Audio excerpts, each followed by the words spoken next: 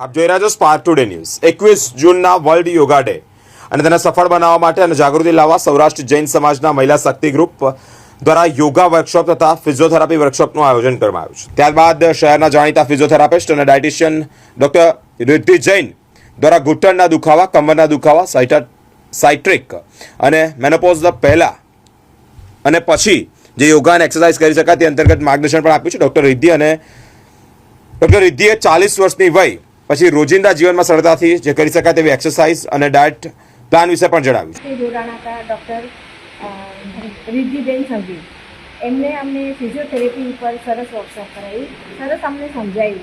ખાસ તો જે લેડીઝ ફિમેલ જે પ્રોબ્લેમ આવે છે મેનોપોઝનો, એના વિશે કે જે મેનોપોઝ પહેલાં, મેનોપોઝ વખતે, મેનોપોઝ પછી શું ધ્યાન રાખવું જોઈએ, શું ખાવું જોઈએ અને શું એક્સરસાઇઝ કરવી જોઈએ, એના પર બહુ સરસ માહિતી આજે જ કે અને એની સાથે થોડુંક ફિઝિયોથેરેપી એટલે થોડુંક ફૂડ એન્ડ ન્યુટ્રિશન સાથે કવર કરી દીધું અને આના સિવાય અમે બીજા પણ ટોપિક્સ કવર કર્યા હતા અને અમને ખૂબ મજા આવી, ઓડિયન્સને અને બધાને ખૂબ મજા આવી।